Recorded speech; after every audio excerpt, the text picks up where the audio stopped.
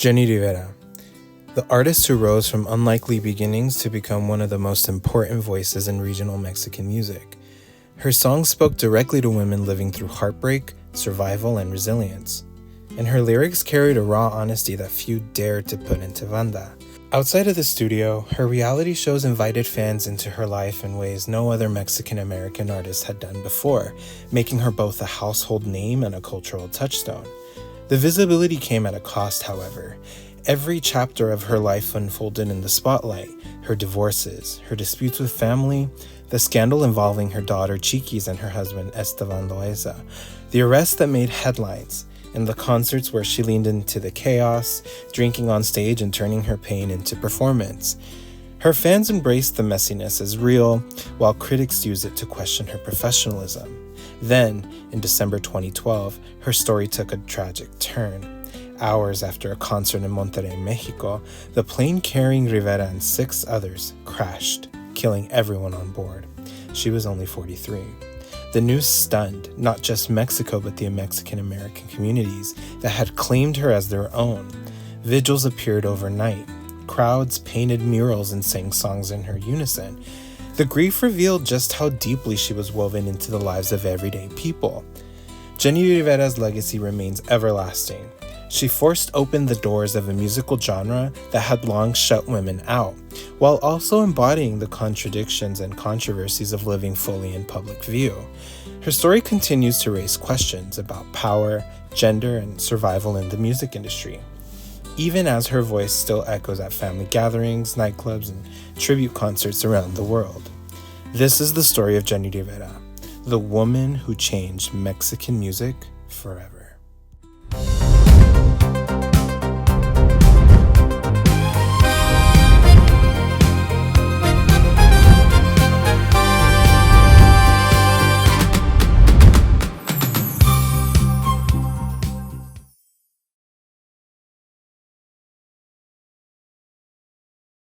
Dolores Jenni Rivera was born on July 2, 1969, in Long Beach, California.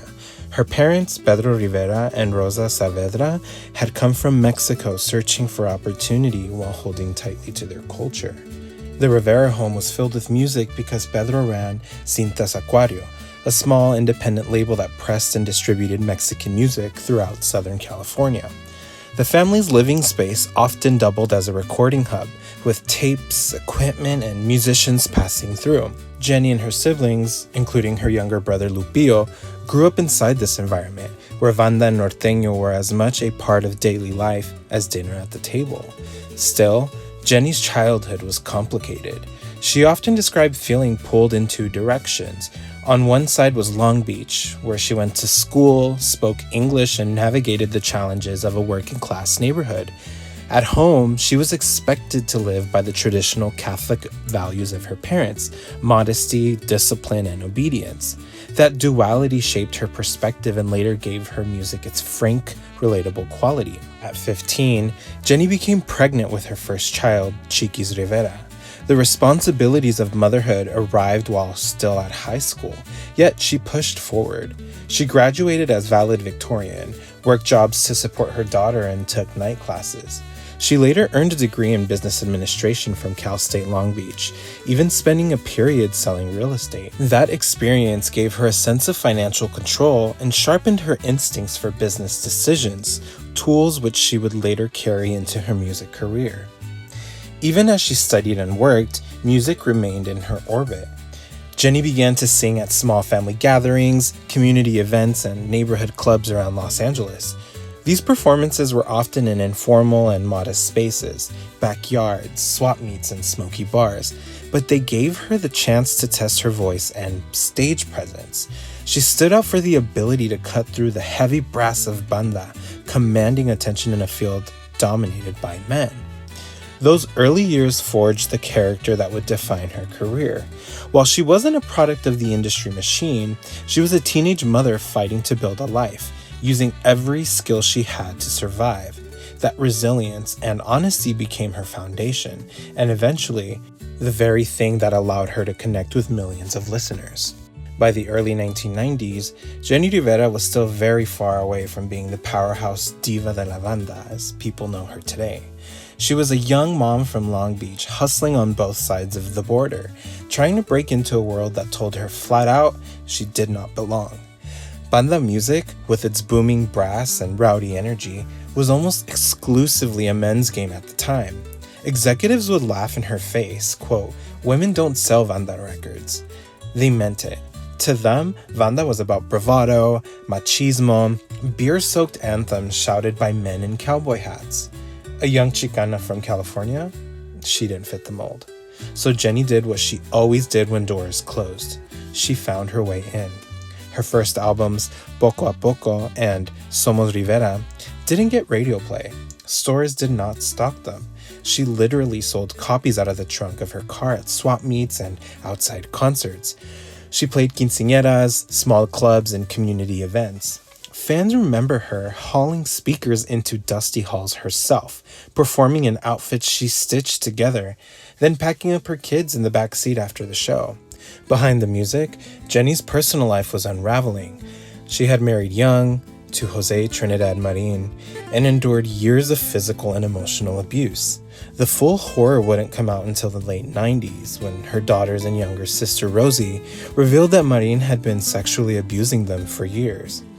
It was a bombshell revelation. Jenni, already fighting for her place in the industry, now had to face the reality that the father of her children was also their abuser. And still, she kept going. Her breakthrough finally came in 2000 with her album Que me entierren con la banda, or Bury Me with the Band.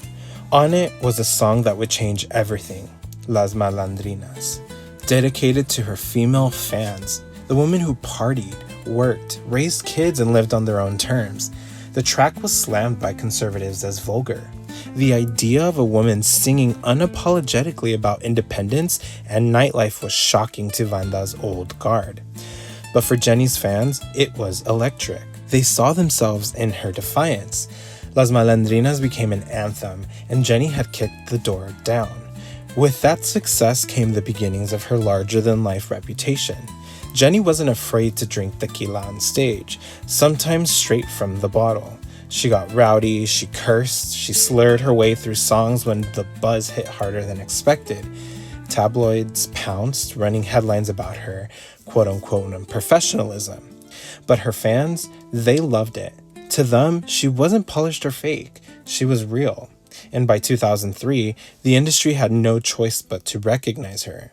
Jenni earned her first Latin Grammy nomination for Se las voy a dar a otro, making history as the first US-born artist ever nominated in the regional Mexican field. The same people who once said women couldn't sell Banda records were now watching a woman from Long Beach force her way into the charts. Arguably, the early 2000s were Jenni Rivera at her hungriest. Scrappy, bruised, underestimated, but unstoppable. She was carving out a space that didn't exist before her. A Banda star who wasn't afraid to be messy, to be vulnerable, to be flawed, and to be female in a genre that told her she could not. By the mid-2000s, Jenni Rivera had spent more than a decade hearing no. No radio slots for a woman in Banda, no label budgets, no space on male-dominated bills. 2005 is when she kicked the door down. Parendería rebelde y atrevida, even the title reads like a thesis. Party girl, rebel, and bold. The single, De Contrabando, hits, and suddenly every backyard party, every quince after party, every lowrider show from Linwood to Ladero has Jenni in their speakers. The song isn't something traditional or delicate. It's a corrido-flavored confession about loving someone you shouldn't. She sings it with a smirk and a bruise. US Latin sales go multi-platinum, and the industry that said women don't sell Banda has to swallow that line on camera. On stage, Jenni turns the concert into a woman's town hall. She would bring a bottle to the mic stand, and sometimes it's part of the bid and sometimes it isn't. And she talks directly into the crowd like they're cousins at the kitchen table. She'll roast an ex in one breath and bless the single moms in the next. Tabloids used to call it sloppy, but her audience considered it honest. In a genre where female pain is usually sung about by men, Jenni makes sure women got the microphone. However, by 2006, Jenni Rivera's personal life would become front-page news. In 2006, Jose Trinidad Marin, Jenni Rivera's first husband and father of her 3 oldest children, was convicted of sexually abusing Jenni's daughters and her younger sister, Rosie. The trial was devastating, both for the family and for Jenni's public image. He was sentenced to 31 years in prison without the possibility of parole, closing one of the most painful chapters in Jenni's personal life, but was also opening a wave of difficult questions. For her fans, Jenni became a powerful symbol of survival. She didn't shy away from the story. Instead, she spoke about it openly in interviews and on stage, framing herself and her family as proof that resilience was possible. Many survivors of abuse looked to her for strength because there was a woman who had lived through the betrayal at the most intimate level and still managed to rebuild her career and protect her children. She became one of the few public figures in regional Mexican music who was willing to address issues like domestic violence, trauma, and healing directly, a taboo subject in the genre at the time. But not everyone was really supportive. Critics and tabloid commentators pointed to the length of time the abuse had gone on, questioning how Jenni didn't know sooner. That skepticism became part of public narrative, with some accusing her of turning a blind eye. For Jenni, it was an accusation that stung deeply. She often clarified that the abuse was hidden, that she too had been manipulated, and abusers work precisely by disguising their actions. Still, the controversy never completely disappeared. It followed her for the rest of her life, resurfacing in interviews, media profiles, and even fan debates online. What's important is to see how Jenni chose to respond. Instead of letting that scandal define her, she used it as part of her platform. She aligned herself with women who had been silenced, talking about shame, fear, and family loyalty, often keeping victims from speaking out. In doing so, she reframed her pain as purpose. For her supporters, that courage outweighed any lingering criticism, but for her detractors, the questions never went away. Either way, the case became a turning point in Jenni Rivera's story. It was not just about music anymore. It was about survival, about confronting ugly truths in public, and about whether a woman in the spotlight could own her own narrative when others tried to write it off. In 2007, the momentum kept going. Mi Vida Loca, her album released in 2007, and Jenni, her 2008 album, both debuted at #1 on Billboard's regional Mexican albums, proof that she wasn't a fluke or a one-hit wonder. However, with every success comes headlines, some that she stirred and some that found her. In 2008, after a show in Mexico, police detained her for, quote, obscene acts, when she tosses tequila-damped dollar bills into the crowd during a bit. The clip loops on talk shows for weeks. The charge goes nowhere.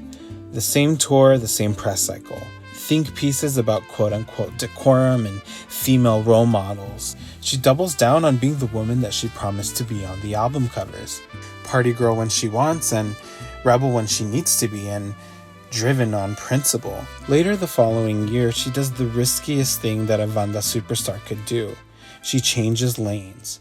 And in 2009, Jenni cuts a full mariachi record called La Gran Señora.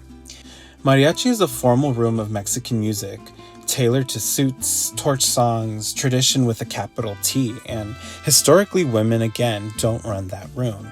Jenni walks in anyway. The title track, La Gran Señora, is a standoff in 3 minutes. A wife addressing a mistress with steel in her vowels and a band of trumpets on her back. It's not demure, it's not pleading, it's a line in the sand. The album becomes the top-selling regional album of 2010, and lots of skeptics got very quiet.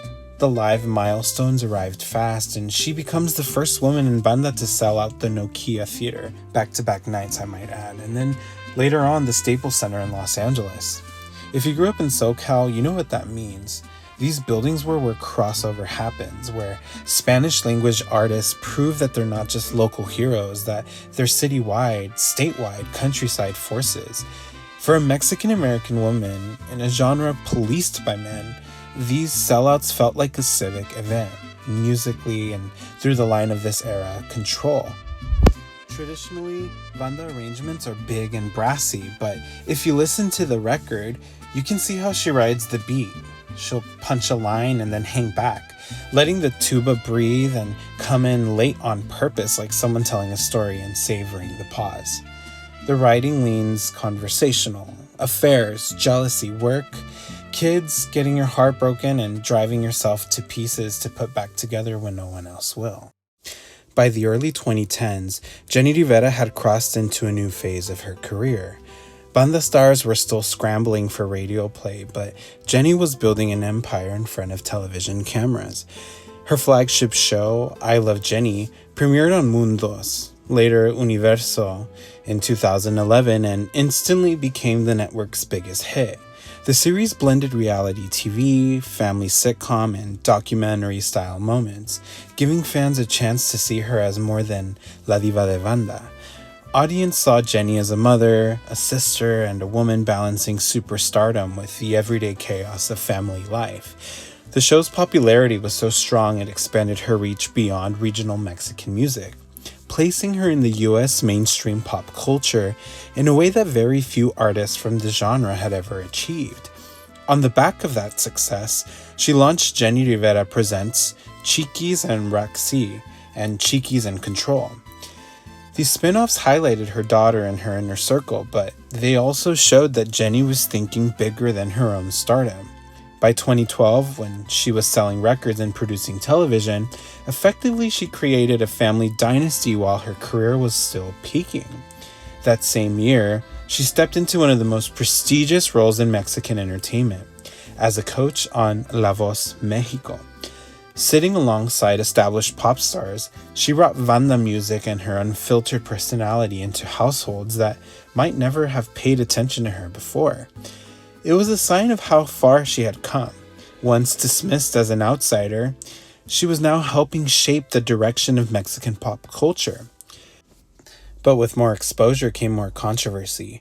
Jenni had always been brutally honest, on stage and interviews and now on reality TV. She talked about openly domestic violence, about cheating partners, about the mistakes she had made. Some critics said she was airing, quote, too much laundry. But her fans loved it. She was saying things that most women whispered about in private, and she said them loudly with no shame. Of course, some of the most explosive drama came from within her own family. Her long-running disputes with her father, Pedro Rivera, over money and management played out in the press. Even more sensational were the rumors that erupted in 2012.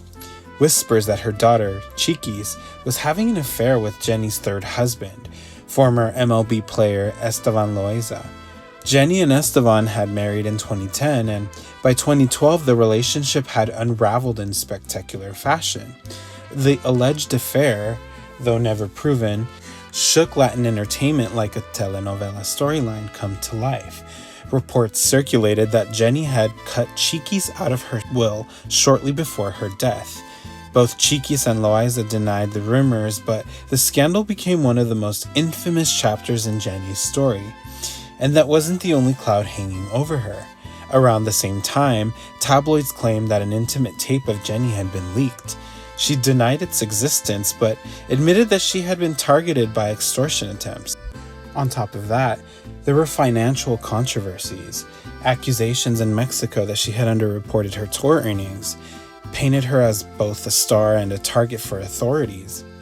Through it all, Jenni did what she always did. She kept moving, she kept working, and she kept being unapologetically herself. But all of this, the shows, the scandal, and the family feuds, set stage for the final, tragic act of her story. On December 9th, 2012, Jenni Rivera's story came to a sudden and shocking end. Just hours after performing to a sold-out crowd in Monterrey, Mexico, she boarded a private Learjet around 3:15 a.m. The plane was supposed to take her to Toluca for an appearance on the Mexican version of The Voice, where she had recently become one of the star coaches. But minutes after takeoff, the jet lost contact and went down into the mountains of Nuevo León. All 7 people on board were killed instantly. Jenni, her publicist, her makeup artist, her stylist, her lawyer, and the 2 pilots. Jenni was only 43 years old. The details that emerged in the aftermath made the tragedy even more haunting. Fans who had attended her last concert reported that she had said to the crowd, almost prophetically, "Tal vez esta sea mi última vez," or "maybe this is my last concert." In the moment, it sounded like Jenni was being dramatic, as she often was on stage, but within those hours, those words turned into a chilling farewell. Then came the questions. The Learjet she boarded was over 40 years old, a relic by aviation standards. The pilot was 78 years old, far past the age where most commercial pilots are allowed to fly. Mexican authorities quickly flagged both factors as a sign of negligence. For many, it felt like a tragic accident and more like an avoidable disaster. But because Jenni had lived her life so openly and sometimes so controversially, theories swirled immediately. Some tabloids and even fans whispered about possible cartel involvement. In the regional Mexican music scene, which is deeply intertwined with narco culture, singers are often pressured or forced to perform at private cartel events. Rumors spread that Jenni had turned down such an invitation or that her growing fame and outspoken nature had made her a target. Though nothing was ever proven, the speculation fueled endless headlines. Her personal life at the time only added more fire to the theories. Jenni's highly publicized estrangement from her daughter Chiquis, combined with her bitter divorce from Esteban, meant that gossip magazines were quick to spin conspiracies. Was her death connected to her family drama? Was someone trying to silence her? Again, none of this was proven, but it showed how her fans and the media were desperate for explanations that went beyond just an accident. What can't be denied, though, is the impact of her death. Mexico and Latino communities in the U.S. mourned like they had lost a family member. Vigils sprang up in Monterrey, Los Angeles, Chicago, Houston, any city where Mexican Americans lived and loved their music. Fans painted murals with her image in Long Beach, her hometown. Radio stations played her songs around the clock. Women cried on TV, holding up Jenni's CDs and saying, "She was our voice." The funeral itself was a public spectacle. Thousands of fans lined up in the streets. Her children, still young, and some adults sat in the front rows with their grief broadcast around the world. The Rivera family allowed cameras into parts of the memorial, which only deepened the bond between Jenni and the public. People could only see her family cry, could only hear her songs sung back as hymns. In Mexico, her death was front-page news for weeks. In the US, even English-language outlets like CNN, the New York Times, and People magazine covered it extensively. Because Jenni was no longer just a Mexican regional star, she had bridged the cultural gap between two countries.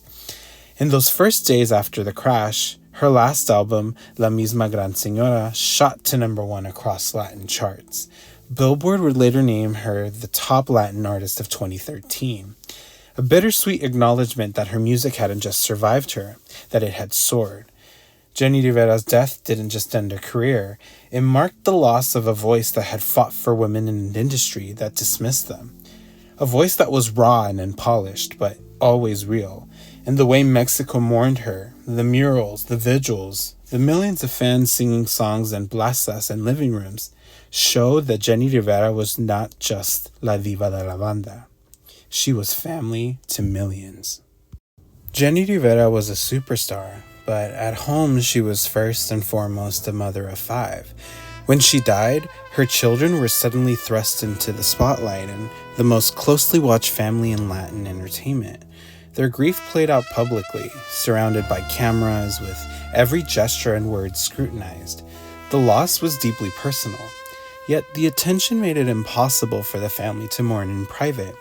Her eldest, Chiquis Rivera, was already in the spotlight before Jenni's death, but their relationship had collapsed in 2012, just months before the crash, and after Jenni reportedly suspected Chiquis of having an affair with her then-husband, Esteban. Both Chiquis and Esteban denied it, but Jenni allegedly cut Chiquis out of her will. This left the public split between Team Jenni and Team Chiquis, with fans speculating if mother and daughter would have reconciled if Jenni had lived. After Jenni's passing, Chiquis became both the torchbearer and the lightning rod for the Rivera name. She launched her own music career in 2014 with the single Paloma Blanca, dedicated to her mother.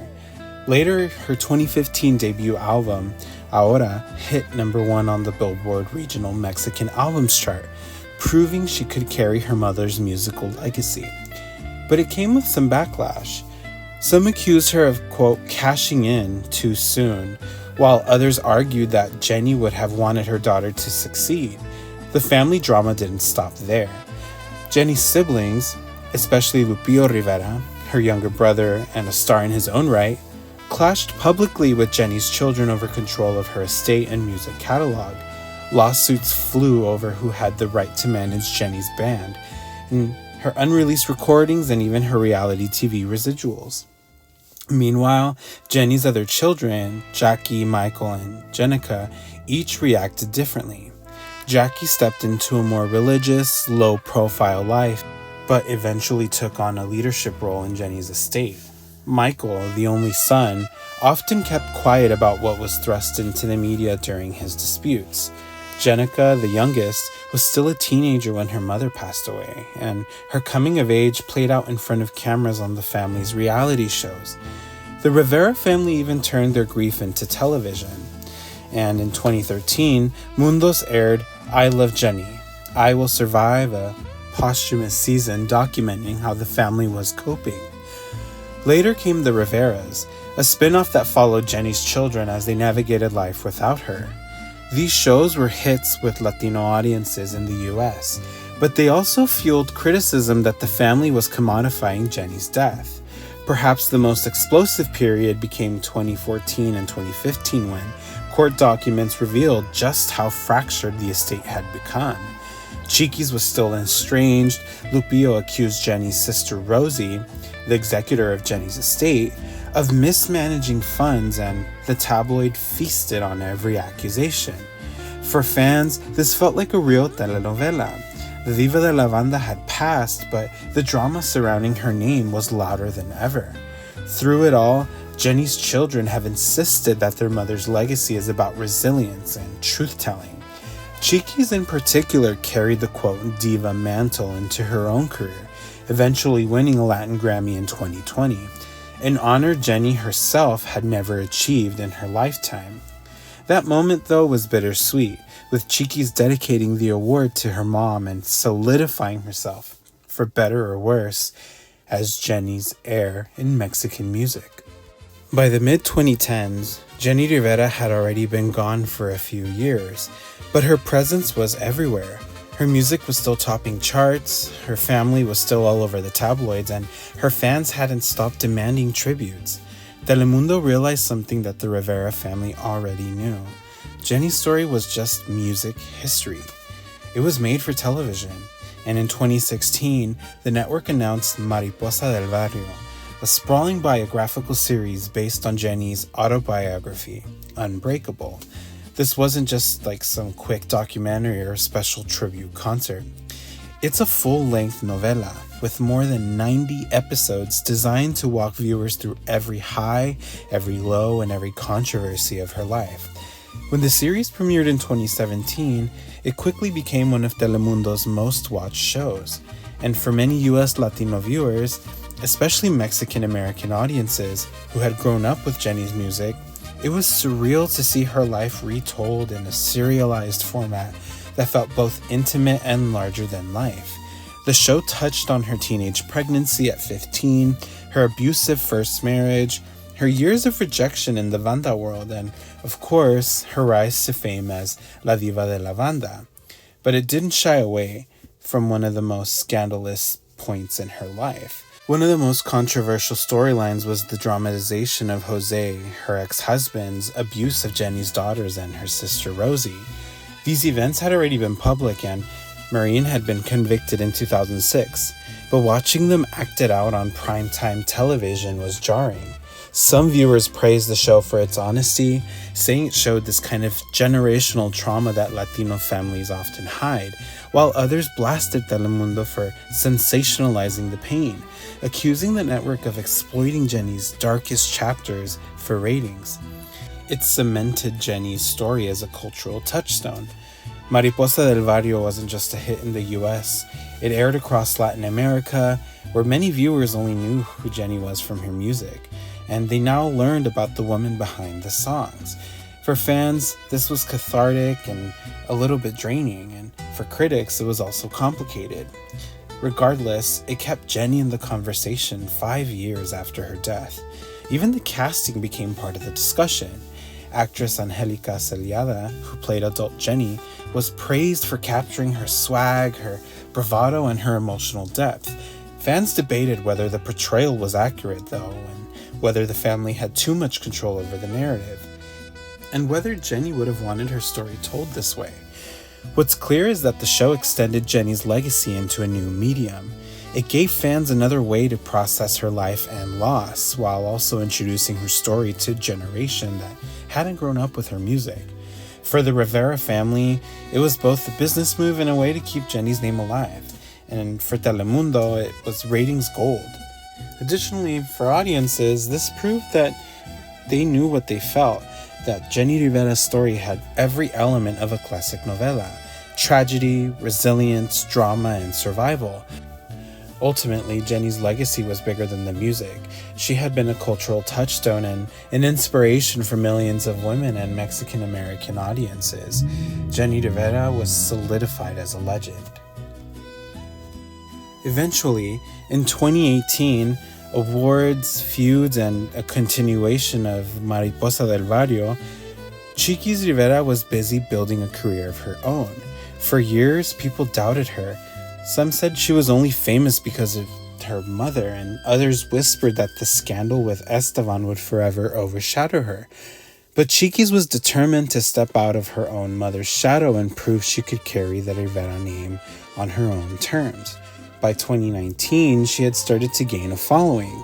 Her 2015 debut album, Ahora, showed flashes of potential, landing on the Billboard Latin charts and earning a level of credibility as a recording artist rather than Jenni's daughter. Still, what kept Chiquis in the headlines wasn't just not the music. It was her determination to stay in the spotlight, and even as family drama threatened to overshadow her progress. The following year in 2020, she reached the biggest milestone of her career at that point, winning a Latin Grammy for Best Banda Album with Playlist. On paper, it was a breakthrough moment. Jenni's daughter had achieved the kind of recognition that she had always alluded to herself, but the celebration was far from simple. A lot of fans saw it as poetic justice, a daughter finishing what her mother started, achieving Grammys that Jenni maybe never got. Others were furious. Social media exploded with accusations that the Latin Recording Academy had snubbed Jenni in life but rewarded her daughter after death. To them, the award felt like a hollow consolation prize, an insult to Jenni's groundbreaking legacy. For Chiquis, the Grammy was vindication. It silenced years of critics who doubted her talent and gave her the validation she had been chasing. To her, it proved she could succeed in the same arena that once rejected her mother. Meanwhile, the Rivera family was unraveling in public. The center of conflict was Jenni's estate. After her death, her sister Rosie Rivera was appointed executor, responsible for protecting Jenni's fortune, businesses, and music catalog for her children. Rosie maintained that she was honoring Jenni's wishes, but in 2019 and in 2020, her management became the subject of intense scrutiny. Chiquis and her younger sister Jackie accused Rosie of mismanaging funds and not being transparent about Jenni's empire. Rumors spread online of missing money, questionable business deals, and royalties that weren't being properly reported. Rosie, however, denied any wrongdoing, but the damage was already done. Fans began to take sides, fueling a toxic split between Jenni's children and Jenni's siblings. By 2021, the pressure became too much. Rosie stepped down as executor, passing the torch to Jackie Rivera. Fans saw this as a generational shift. Jenni's own children were now officially in control of their mother's empire. It was the symbolic end of an era where uncles and aunts called the shots, and the beginning of a new chapter where Jenni's legacy would be guarded by the very people that were she raised. For Chiquis, those years were not defined by one award. They represented a struggle to build credibility in an industry that had constantly compared her to her mother, while also battling the fallout of a family conflict that played out under a public microscope. In the process, she learned how to claim space as both heir to Jenni's legacy and as her own artist with a voice worth listening to. By the 2020s, Jenni Rivera was already solidified as a legend. She had become something larger than life, a myth, a brand, and a permanent fixture in Mexican-American pop culture. A decade after her tragic death, her presence was still everywhere, in the playlists of new fans on TikTok, in murals across Los Angeles barrios, in karaoke nights where women belted her heartbreak anthems with a shot of tequila in hand. For many, Jenni wasn't gone, but she was still speaking to them just from the other side. And in 2023, her voice returned in the most tangible way possible. A new posthumous album titled Misión Cumplida was released, marketed as Jenni's final mission. The project was pieced together from unreleased recordings, demos, and studio takes that had been sitting in archives for over a decade. Her children and estate worked closely with producers to preserve Jenni's raw energy, giving fans the closest thing they'd get to a brand new Rivera album. The rollout was emotional and intentional. Promotional materials leaned heavily into Jenni's own words about perseverance and destiny. The ceremony was deeply symbolic. A Mexican-American woman who had once been told women don't sell Banda was now immortalized on one of the most famous boulevards in the world. Her children, Chiquis, Jackie, Jenica, Michael, and Johnny, gathered together, many of them openly weeping as they spoke about their mother's impact. For a family so often fractured by feuds, money disputes, and public scandals, this was a rare united front. They didn't speak about Jenni as a singer, rather, they talked about her as a mother, a fighter, a woman who had crawled her way into a male-dominated industry and left a mark no scandal could erase. The moment took even more weight when Gloria Trevi appeared at the ceremony.